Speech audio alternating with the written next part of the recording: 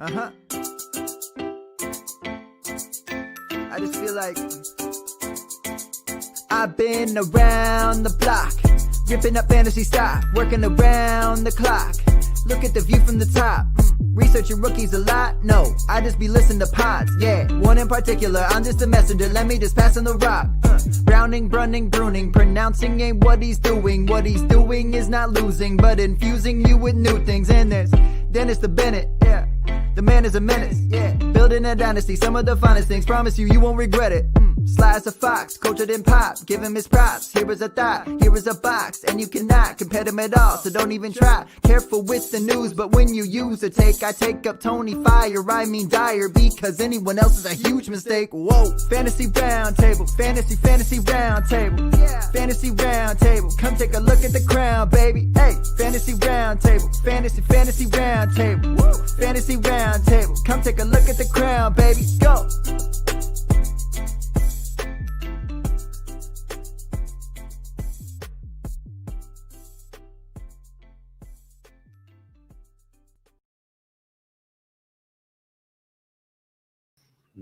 Whoops. I don't know if you guys could hear that. I thought we were on screen. We were not. So what's going on, everybody? Much like 2020, that's exactly what should be happening right now. We have made it to the fantasy playoffs. Surprisingly, it's been definitely a weird year. But, hey, if you made it, you deserve to be here because it has been a crazy year. We've got, obviously, the first game of the playoffs kicking off tonight between the Rams and the Patriots, which I'm hoping will be a good game. We're going to discuss that. We're going to go over the Tuesday night game between the Ravens and the Cowboys, a little bit of pigskin pick'em, and then we will get into our weekly fireside chat about the Mandalorian with a very fun and exciting but also sad episode last week. So, Matt, how you doing on this Thursday? Doing pretty good. I think that opening was a fitting tribute, to the empty spot that we don't get for some of our fantasy teams, like your poor team where you got bounced out there. I got bounced out more than just one, my friend. More than just one. So how many leagues did you make the playoffs? 15. Which sounds like a lot until you find out how many leagues I'm actually in. So I didn't even make it in half right now. So I made it just over half. I'm 19. But I guess I could say, in fairness, and I don't know if this is a good thing or a bad thing, I really don't pay any attention to Sleeper, and I've got 15 leagues on Sleeper. So most of those, I have one in Sleeper that actually made it. The rest of them just did not. It's been one of those years. That you set that lineup in September and it held up all the way to December. I check that one periodically, mostly because people will send me a message about, hey, bro, you realize you haven't shit your lineup? Oh, yeah, thanks for the reminder. And go over there and do it really quick. It's like if I were to show you my phone, I've got like 7 screens of apps and Sleepers on the last page, and I just don't always get to it. I get caught up with all my NFL leagues. And you got to do, the thing where you just put one chunk that says fantasy, and then they're all in one place. I like the chaos, though. I like the chaos on my phone. It makes it interesting. I'm a man of certain things, and I like my phone, and I like my apps in certain places. And I mean, I've been very honest and probably openly, maybe a little bit too openly critical on this show about Sleeper. I just don't like it that much. It's just not for me. MFL is not for some people. Some people don't like ESPN, Yahoo. For me, that's Sleeper. I don't know. I don't like the interface. Way to kill off a sponsor opportunity. Nah, they reached out and I told them, and it was like, we don't want you. Get out of here. No, I'm just kidding. No, I would love for them to be part of the show. I would love Sleeper very much so. In fact, he'll move all of his 95 leagues onto your platform. Yeah, we're dropping down. I'm hoping to drop down to like 12 to 15 next year. I just gotta cut some leagues out. Only the ones who made the playoffs in.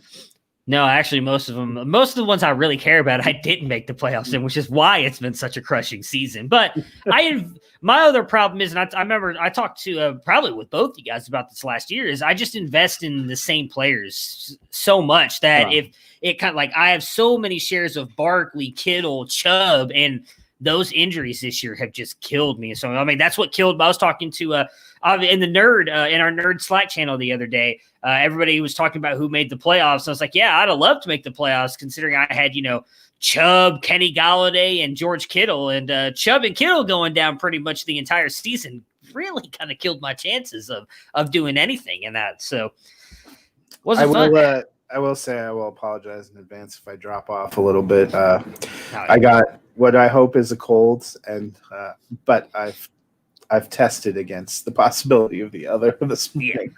It's been a fun time. It's been a fun time. Every December I feel like you get some kind of respiratory ailment, probably here because we went from like 20 degrees to 70 degrees back down to today. It's supposed to snow again.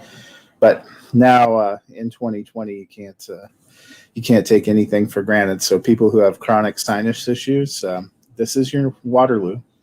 There is no such thing as a common cold anymore, unfortunately. That's just the world we currently live in. So, Tuesday night football game. Ravens beat the Cowboys 34-17 for Dallas. Dalton, 17 points. Zeke, 13.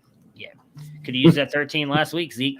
Gallup, 21. How crushing was it for you to watch him get 3 goal line carries and get jammed up every time? I mean, honestly, probably not that much. I didn't watch the entire game anyways, but I feel like if he would have gotten it, because that'd have put him at right about 20 points, I think then I'd have been more pissed because I would have needed 4 more.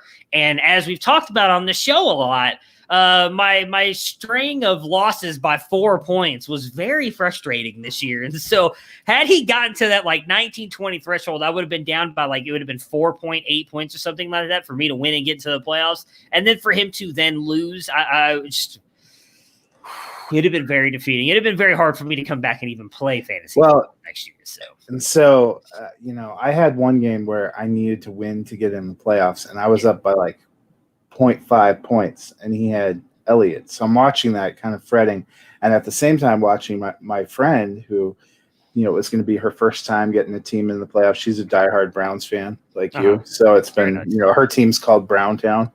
She needed this other team to lose who had Zeke and was down by 2 points. And so I'm watching those 3 plays and I'm like, oh my God, this is stressful. And then on the last drive, because Baltimore doesn't know how to run the entire clock down.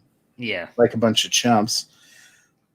I'm watching. I'm like, oh my God, they put in Tony Pollard. It's over. Because people are like, no, we still got to drive. And I'm in the chat and I'm like, no, Elliott's on the bench. He's done. Yeah, it was, it is what it is, I guess you can say. It makes I really don't have much for it. It's very disappointing. But Dallas's offense played, I thought, not too badly. They played well enough to win. And we make comments about primetime Andy. He wasn't the problem. They have no defense. And I don't think I realized until I was watching pregame on Tuesday night. Not only did they get rid of a defensive coordinator who's doing a good job and put in Mike Nolan, who is not. Mike Nolan, with no offseason program, changed their scheme without changing the personnel for that scheme. A 3-4 and a 4-3 are radically different. Yeah. If you have great personnel for a 3-4, you don't have great personnel necessarily for a 4-3. Yep. And that is what's happening to Dallas. Yep. And in all honesty, that's part of the issues Cleveland had last year, because they did the same thing when they brought in. But at least they had some OTAs to actually practice. Well, that's true. Dallas does this. You have no preseason games. You have the world's most limited offseason. Yeah.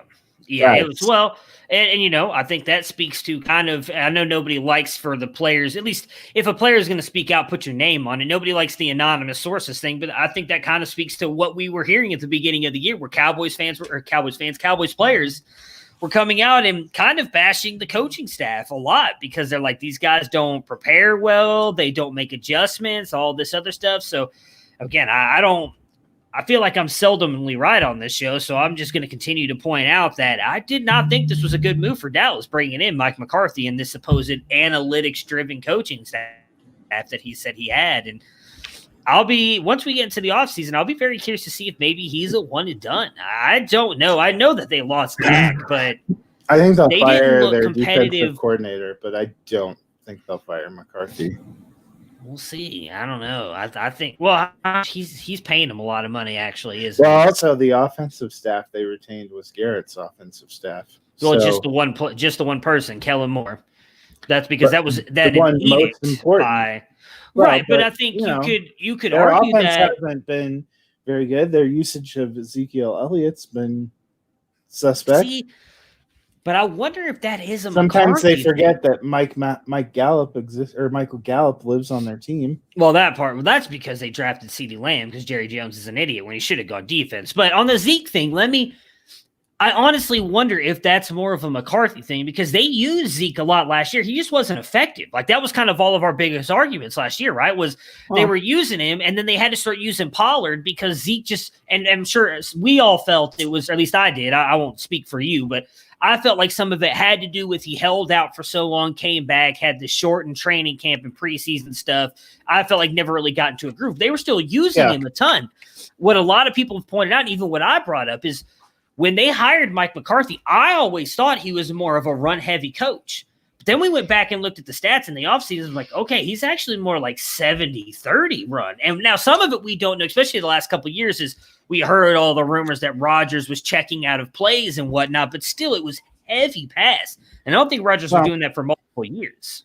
But he used to run a fair amount when he had better running backs. Some of those years, he didn't have great running backs. But my thing would be they retained Kellen Moore, and he's still calling the plays. So we know yet. Well, I mean, that's the thing. Like head coaches have it goes back to the Gase thing we talked about a couple weeks ago, right? It's like, oh, well, this guy's calling the plays unless we're in this situation or this situation, then I'm calling the play. Like we know that Kellen Moore is the offensive coordinator, but Mike McCarthy's the head coach, so he technically has say over whatever happens. We don't know that he may not be saying, no, we're going to run these plays here. And that's we won't know. I don't think they're going to come out and say that, and they may not be. I don't want to put it all on McCarthy. I don't because it's not all his fault. Some of this is the players not executing on the field. And injuries, and maybe they have the wrong players.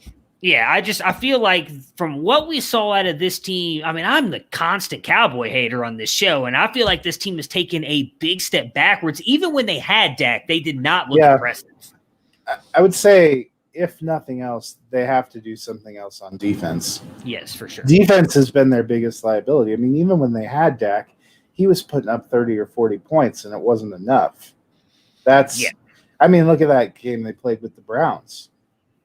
The Cowboys scored a lot of points. They just couldn't ever stop anything that Cleveland was doing. And they, if Atlanta doesn't beat themselves, Dallas is probably a 2-10 team right now. Yep. Yeah, that's the even worse part about it is the fact that everybody seems to forget they in my opinion should have been 0-4. They were not. And again, you're right. The offense was good. I still say that Browns game, they kind of almost pulled what they did against the Titans, where they just kind of seemed to come out relaxed in the second half after like blitzing them like they did the Titans. And the difference was the Cowboys offense is more explosive than the Titans offense. So they were able to get themselves right back into that game really quick. And the Cowboys the Browns got blitzed. But yeah, they're going to be an interesting team to talk about this offseason. I mean, they're going to end up the good thing for them, I would think, if Jerry Jones isn't, going to be a bonehead about his draft decision. They're going to be high up in the draft, so they have a chance to get a really good defensive player, which they need help on. The interesting thing is going to be they'll probably take Kyle Pitts. I know. That's what someone brought up the other day when we were talking in a Discord channel. It's like, well, they need a tight end around. I'm like, don't do this to that kid, and don't do this to Cowboys offense. Do they need a tight end? Because Schultz has been fine, and Blake Jarwin actually looked good before. Don't forget, they signed Blake Jarwin to a bigger contract. Dude tore his ACL. That's not his fault. Well, I don't think they needed a tight end, but you know what? I'll be honest with you. I didn't think they really needed another wide receiver, and they still went and took CeeDee Lamb and all the rumors because they didn't want the Eagles to get him, which is the dumbest strategy I've heard of ever. I mean, I get that in like a fantasy football thing. Oh, I'm going to take CeeDee Lamb because at least he's a good wide receiver and stop Matt Fox from getting him, who I know needs a wide receiver. Okay, great. In fantasy football, we're talking real life football here, Jerry Jones. Are you fucking kidding me?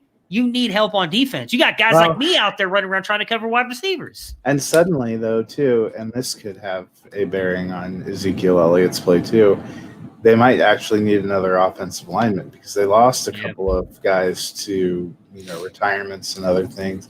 Offensive line, they used to have the road grader #1 offensive line. And I think that covered up a lot of things during a couple of those years when they were hanging around 500.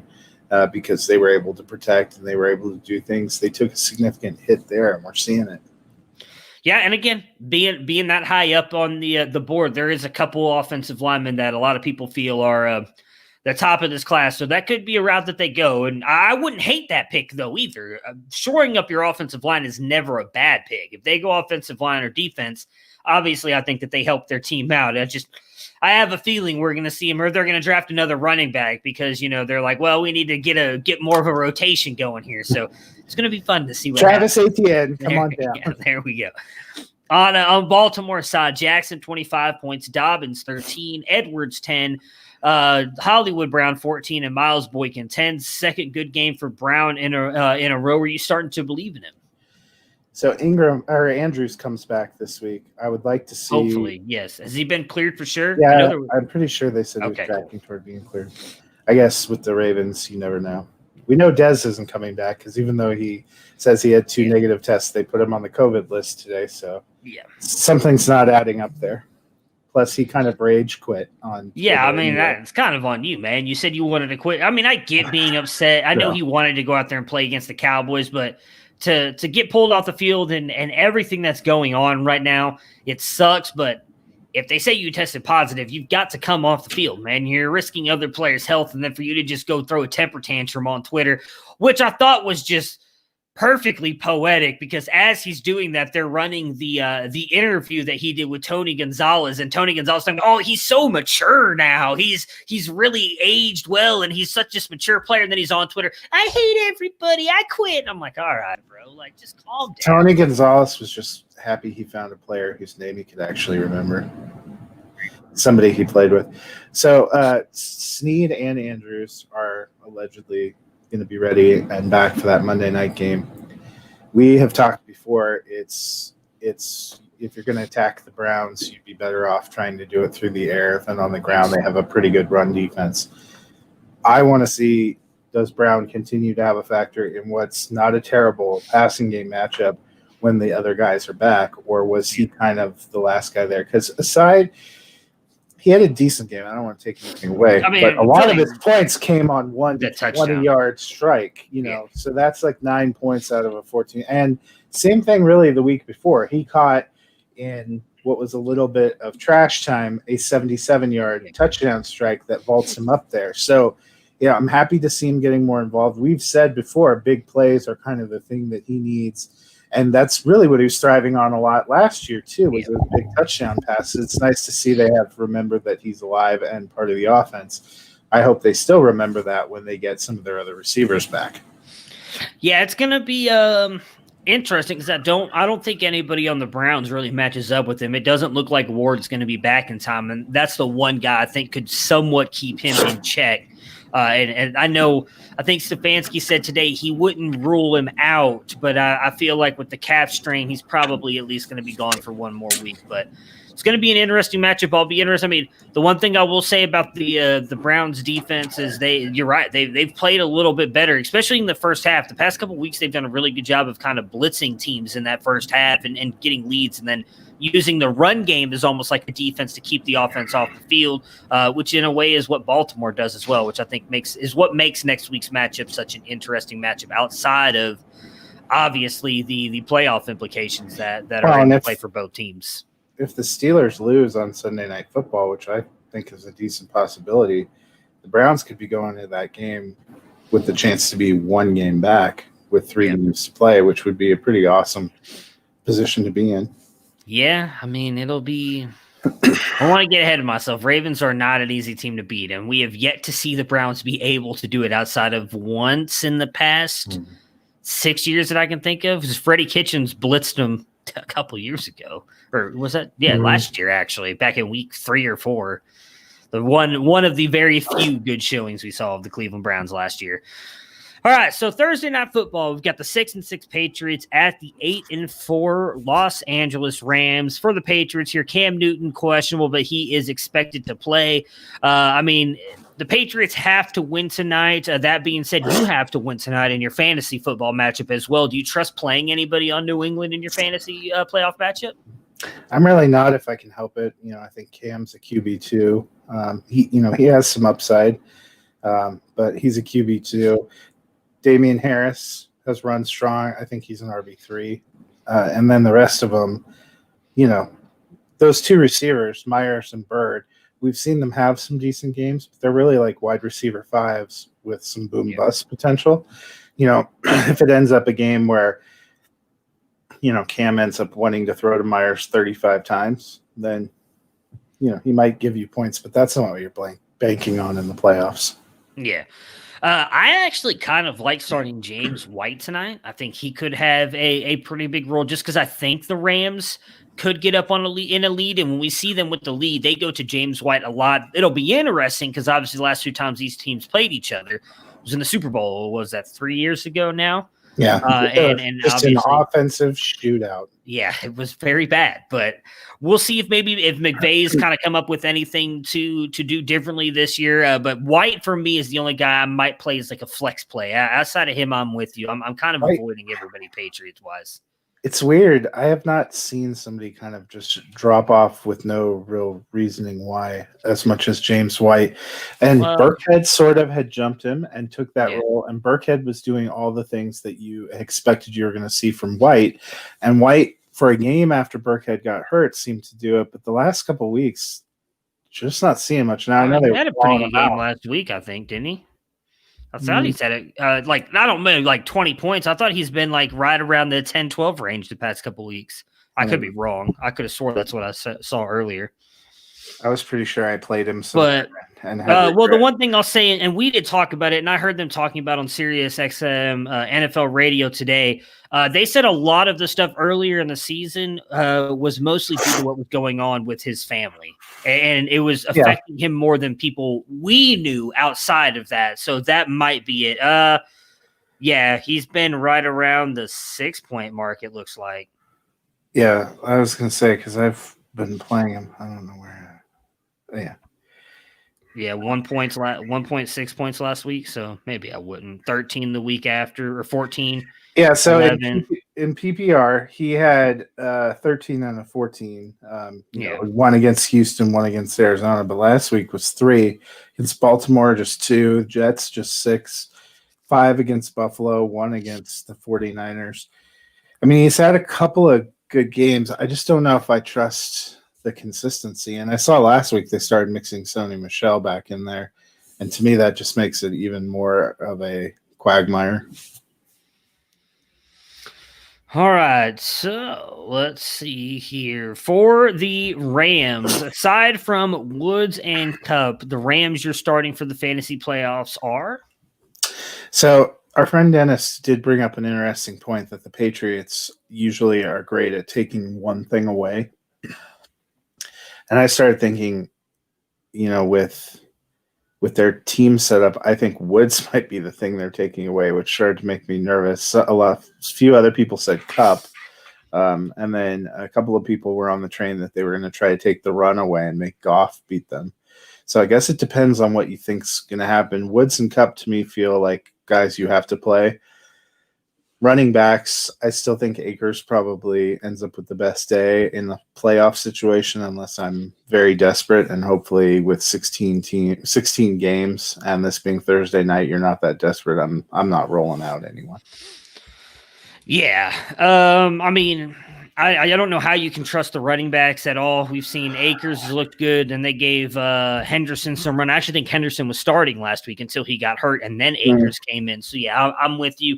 I'm not starting any of them unless you're desperate, and then it's just Woods and Cup for me. I don't – with as good as that defense has been, I don't think you can start Goff unless you are absolutely desperate. So Woods and Cup, fire them up, and even then, I'm going to be honest, I'm not necessarily sure I feel good about starting Cup. I think Woods is the only player I actually feel comfortable sliding into my lineup. Like Cup's been a little bit – up and down this year, and I almost feel like he's going to – we always talk about the I feel like it's a cliche at this point. The Patriots take away somebody, and I kind of feel like that's going to end up being Cup. So it'll be the argument of a few of the people that have commented on Dennis' post that Cup's kind of their leader in targets, and he's the one that they're going to go after. Yeah. All right, so I picked the Rams to win this game. Who did you pick? I also picked the Rams. All right. Speaking of picks, let's jump into our picks update for the Drive-In Network between all of the analysts and then our Discord channel. Yep. So you had a pretty decent week last week, 11-4. You maintained the lead in our network competition, 128. I'm second with 119. Dennis closing in. He's up to 114, tied with my wife in third. Among our Discord channel, Justin's still the leader there. He's sitting at 132. You and Rob are at 128, 4 picks back with 4 weeks to play. I should have been 3 back, but I had to get cute with the Chargers last week, and I think that cost me. I should have just gone Patriots. You know, I didn't think the Chargers were a terrible pick. It looks bad after a 45-0. Well, we talked about, I think on Monday, it was more of because we've never seen a rookie quarterback beat Bill Belichick, and so I was like, when I did it, and I was like, I really like Herbert. I think he's going to have a good matchup. Or not a good matchup. I thought he was having a good game, and I felt like the Chargers have really been in every single game. I thought more of that defense kind of being able to slow down that passing attack, which they did. It was the running attack that killed them with Cam and mixing in all the running backs there. And I felt when I did it, I was like, man, I probably should just go Patriots. But it was also part of that, like me hoping for some good juju to send my Justin Herbert, but like, hey, guy, I've got your back, and it didn't work out. It cost me a win. And I would also say, not that it matters now, obviously, but I did shoot myself in the foot, I think, back in like week 9 when I forgot to pick the Thursday night game. I talked about like on the pod. I'm like, yeah, I'm taking the Eagles. And the Eagles go out there and win, and I never put my pick in. So I've been missing. Then again, I know Dennis, I think, missed like a whole week or something like that. So, I know that probably makes his more impressive because he's closing on us. Yeah. He was 12-3 last week, so. All right, so that does it for the picks update. I guess we'll give a minute because we don't want to give away any spoilers for anybody who has not watched the last episode of The Mandalorian, The Tragedy. So if you guys are going to leave now, we'll be back tomorrow, me, Matt, and Dennis, to recap the Thursday night game and then preview the rest of actually a full NFL slate. No more bye week, so we'll have a full traditional NFL slate. 1 tonight. As of right now, let's not get ahead of ourselves. 14 on Sunday, 1 on Monday.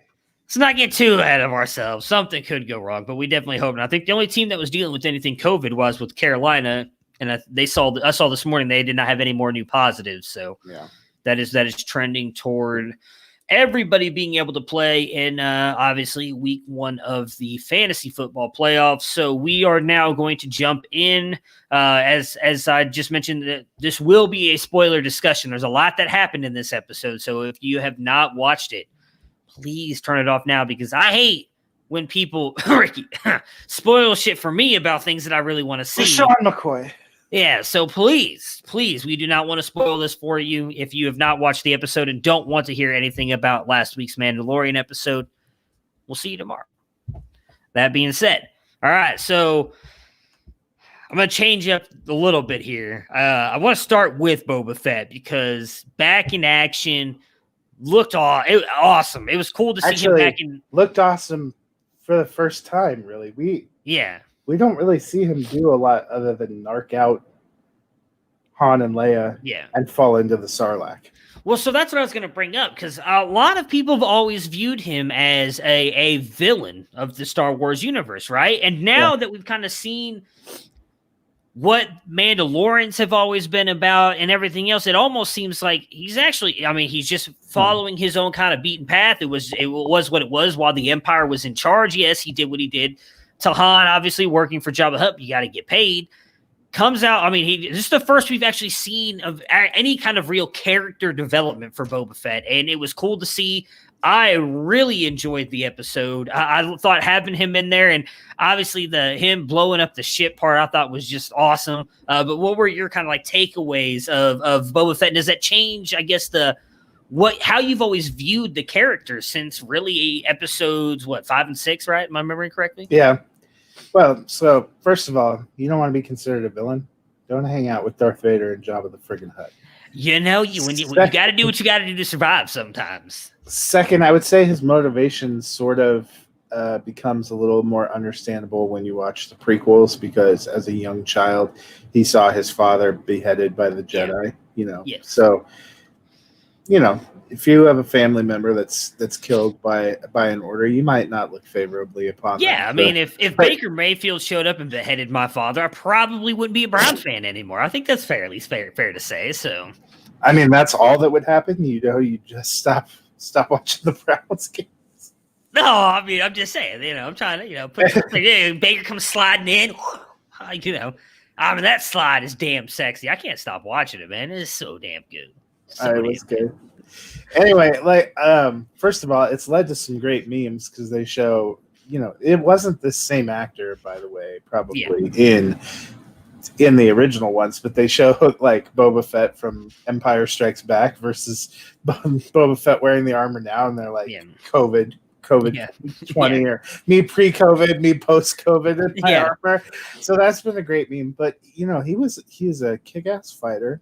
It makes sense if he was. So you find out his father was a foundling, which is what Din Djarin, our main Mandalorian, was. So probably imparted some of the ways of Mandalorian order to his son. You see him kind of holding that nobility and honor. He's obviously drawn to somebody who has the same kind of background and same kind of culture as him.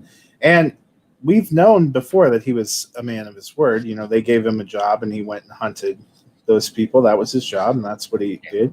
Here he made a deal with Mando, and I think they're setting up. It was awesome to see him actually in action. I don't think I think the really unfair thing about the movies is they talk about him about being this great and dangerous fighter, but they never really gave him any opportunity to do anything as a character in those films. Yeah. Here we give him a chance, and he was really impressive. So is Ming-Na Wen coming back. I can't remember what her character name, but she was another bounty hunter.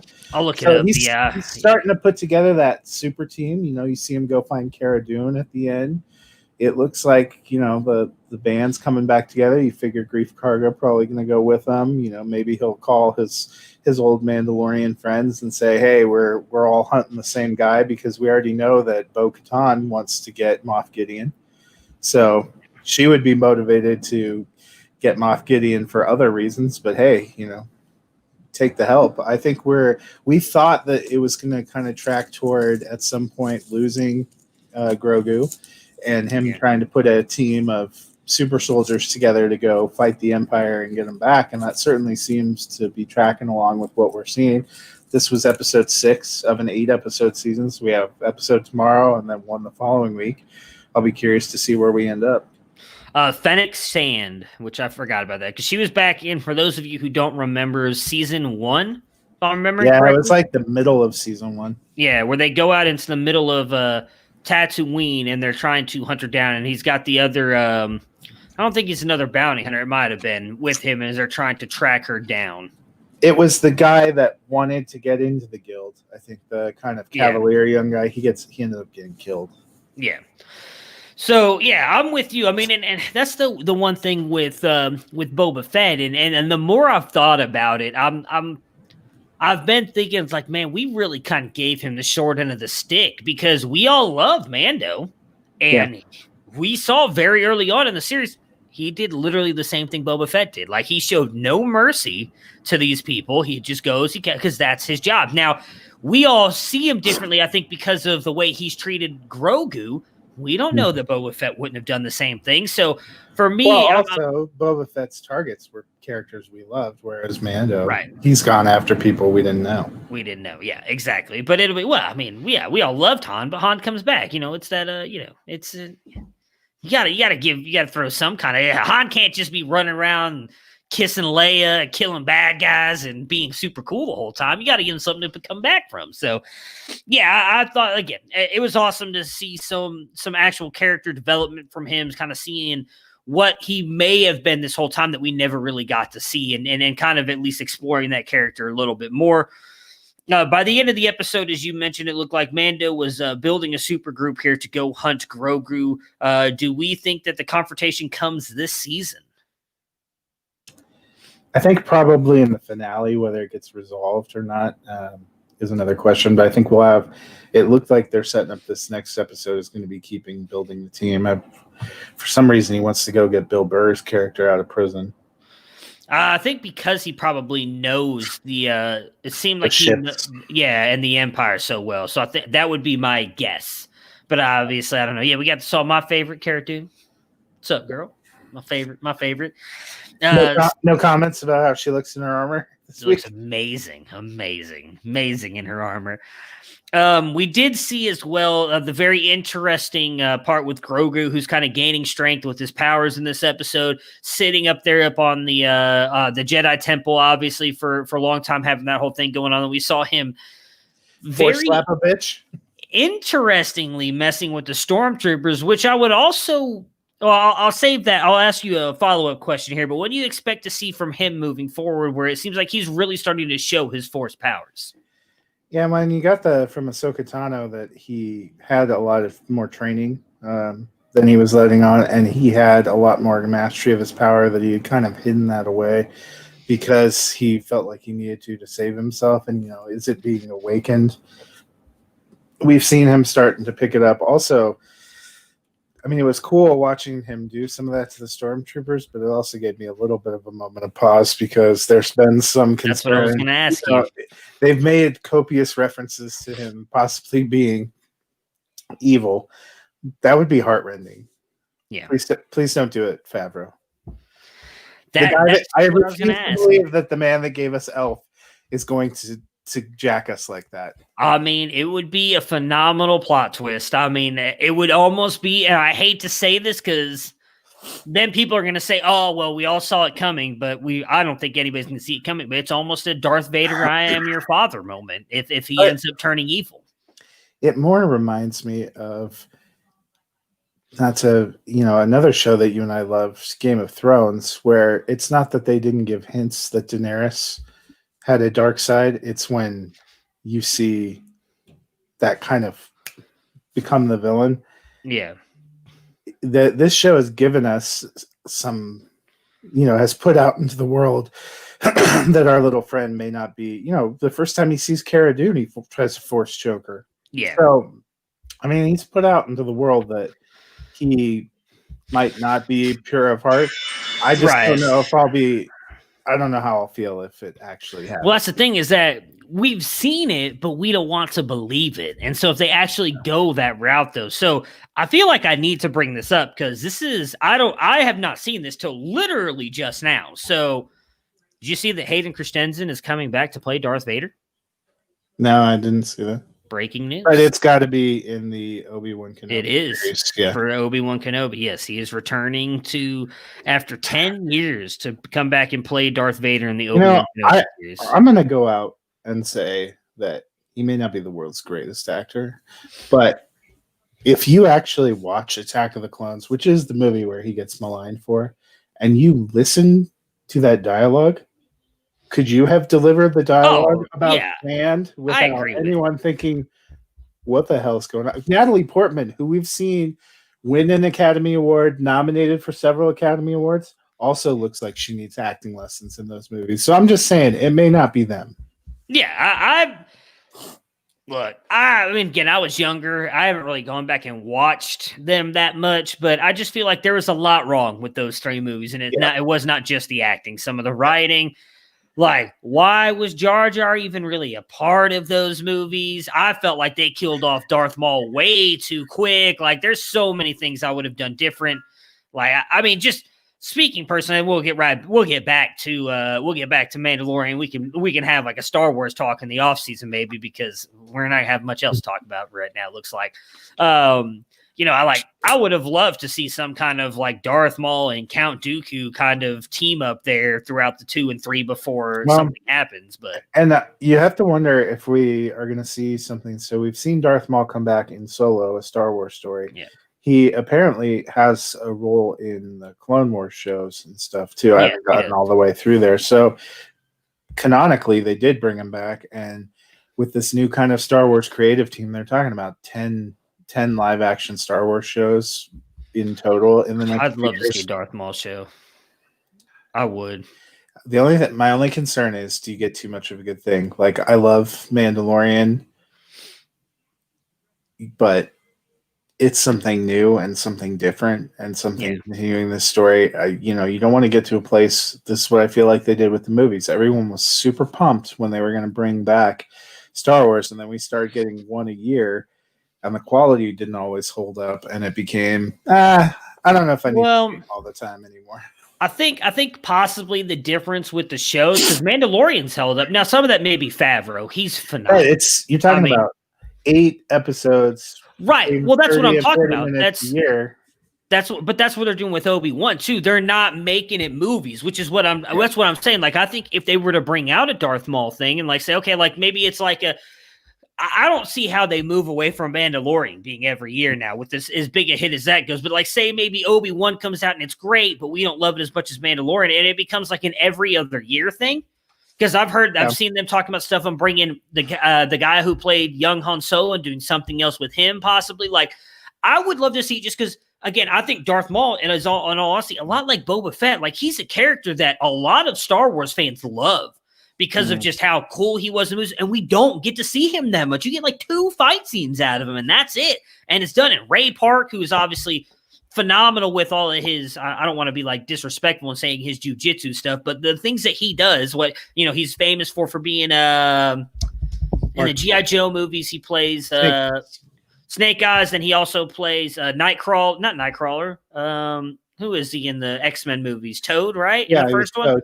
Yeah, he's phenomenal at what he does with that stuff. So I would love to see some guy. Again, it doesn't have to be like some 3 season, 12 episode things, but even just like a season of Darth Maul, just to kind of see stuff about him, learn more about his character. I'd love it. So, yeah, and I mean, you can do it. I just, we saw too. They tried to do that with some of the Marvel ones on Netflix, and when Daredevil came out, it was great. It was different. It was awesome.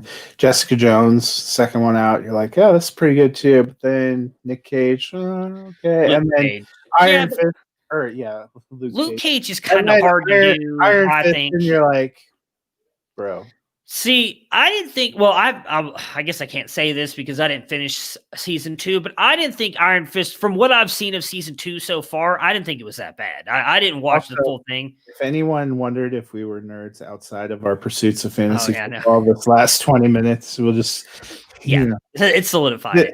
This is the clip we clip if we ever end up on a dating service again. Right. So you say that though, but then Punisher comes after all of them, and again, part of that is probably because of the actor they cast. John Bernthal was just perfect fit for Punisher. That was phenomenal. Like, I think part of it was Luke Cage is just kind of a hard hero to do a whole story around, on top of I felt like kind of limited things that you could do, probably special effects and money wise. I felt like kind of limited it. Like, it was Luke Cage, I think, I hate to say it this way, was kind of like made for a specific audience, if that makes sense. And it's not a hero that like we may be very well invested in. Again, I actually didn't hate Luke Cage. I enjoyed it. I actually enjoyed it. I didn't hate it. I mean, I watched all of them, but I'm just, I'm curious to see what they do. It's just when they start talking about they're going to have 10 series, I'm like, I want to hold, and I don't want it to diminish the quality that we're seeing, or the kind of interconnected, or, we can't get more of, a Bo-Katan in Mandalorian where it makes sense and would be interesting to see because she's got her own show that she's got going on.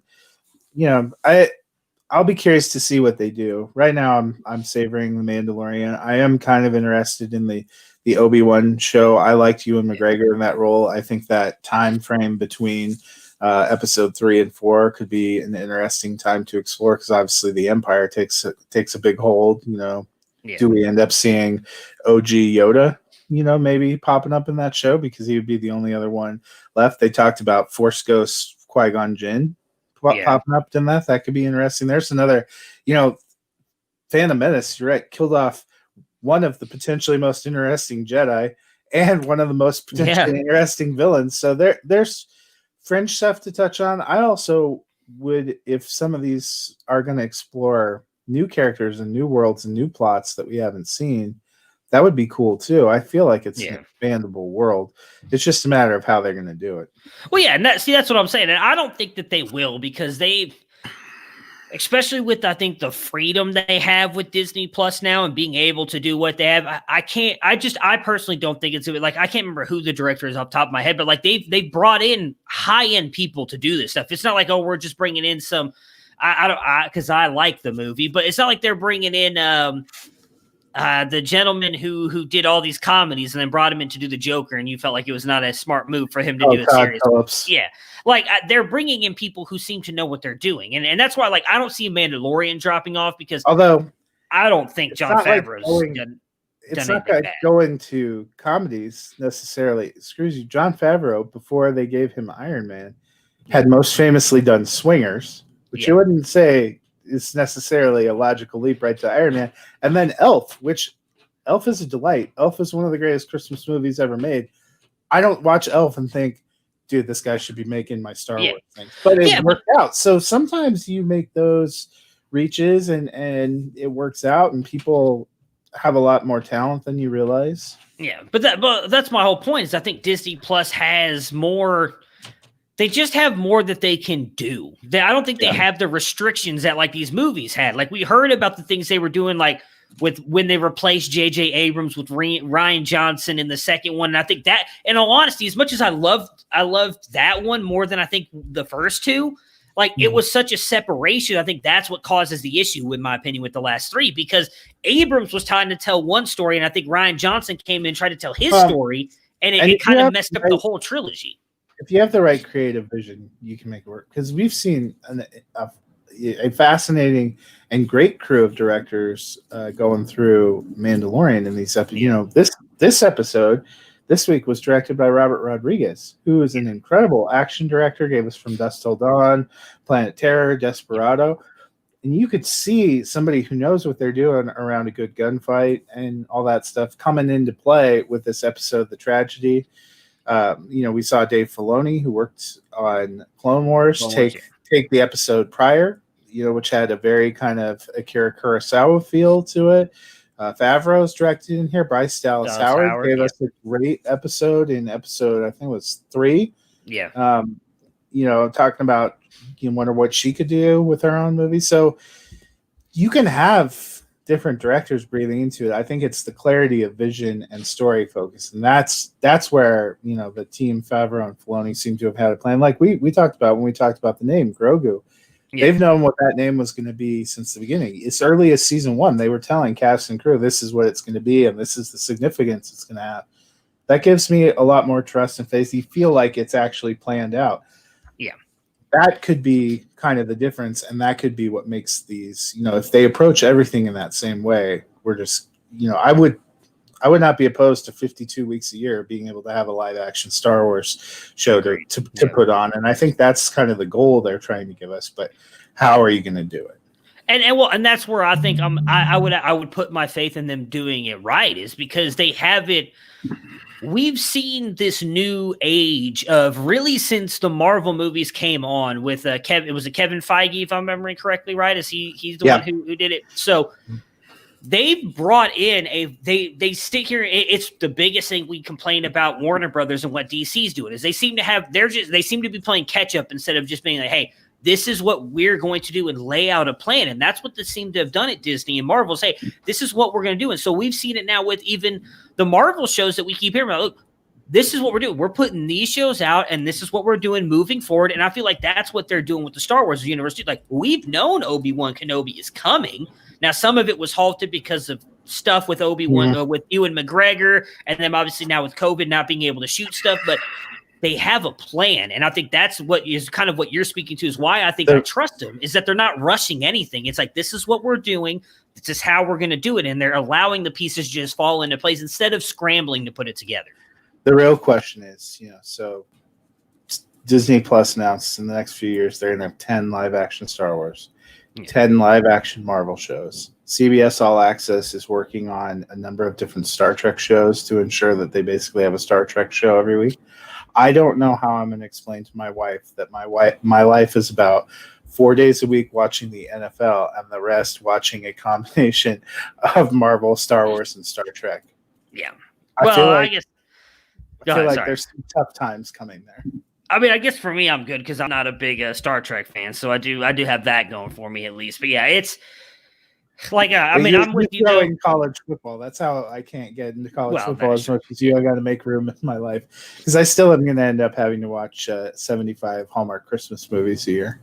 Well, I think that might be the one good thing for me is for whatever reason, Mandalorian has my wife actually really enjoys that as well. So which I did not expect because she tries to get me to Star Trek and I'm like, kill me now. So so she'll be watching that while you're watching. Yeah, she loves Star Trek. She watches a new episode. What is it? Well, I don't think they have Discovery. Picard's already over with, right? So I think it's just Discovery is on right now, and they're working on a show about Riker, and they're working on one with Spock and Captain Pike. They're basically trying to do the same thing. They've been talking about that too. They want to have a new Star Trek episode on every week, and it's going to be like a new Marvel episode, new Star Wars episode. What a time to be alive! Yeah. All right. So let's since we've kind of really broken off topic here. Last thing with this. So we've already kind of talked about like how big of an we kind of expected Grogu at some point to get taken. We've seen him now get taken by Moff Gideon. 2 episodes left. What are you expecting from tomorrow's episode? And we'll close it out. I think tomorrow's going to be about building the team. You know, that portion of like the Magnificent Seven where you see him going around finding all the gunfighters and putting them together to get ready to defend the town. You know, we saw, obviously, he's got Boba Fett with him. He went and picked up Cara Dune at the end. Going to go get that other guy. We figure that's not going to be enough. And then they have to figure out how to find Moff Gideon. And I would guess the finale is some kind of a showdown. Probably ends on a cliffhanger, knowing our luck. That's what I was about to ask. So do you think we see any resolution with possibly Moff Gideon? And I want to, my last thing, because I know it's a Mandalorian thing. Do you think we get to find out anything more about the Darksaber? Because clearly Grogu knows about it as well, from what Moff Gideon kind of hinted at. And I honestly don't know much about it. So maybe I'm just in the dark here. But I don't know how, outside of them mentioning it there with Bo-Katan, I really don't know why it's so significant. Yeah. I know it was a part of Rebels, and that Bo-Katan had it at that time. Yeah, I haven't watched all of that, but I know from reading about it, Bo-Katan had it in Rebels and somehow has lost it. That's why she knew about it and is trying to get it back. So I'm sure that will come into play. I actually think that's going to be a reason. So, you know, Bo-Katan and Mando went separate ways at the end of their episode because they had separate interests. You know, she wants to find Moff Gideon and the sword. He wanted to get Grogu, you know, to the Jedi. But now their interests are aligned. So I have to believe, you know, I don't think they just brought her in for that one sequence we saw. I think that's going to be part of getting together when they realize they're chasing the same thing or going. And whether that is by him reaching out to her or them ending up finding Moff Gideon at the same time and teaming up, I feel like there's going to be some kind of a team up. All right, so that will do it for us today. Again, new episode tomorrow. Do you know the name of it yet? I looked earlier. I didn't think I saw anything on this. I did not see the episode title. So should be at least one more interesting episode before a big finale. We'll obviously the episode title will be The Filler. Yeah, we will definitely discuss it obviously next Thursday as well. If you got players going tonight, good luck. Enjoy the Thursday night football game, and we will be back again tomorrow with Dennis to recap the game and preview the rest of Week 14.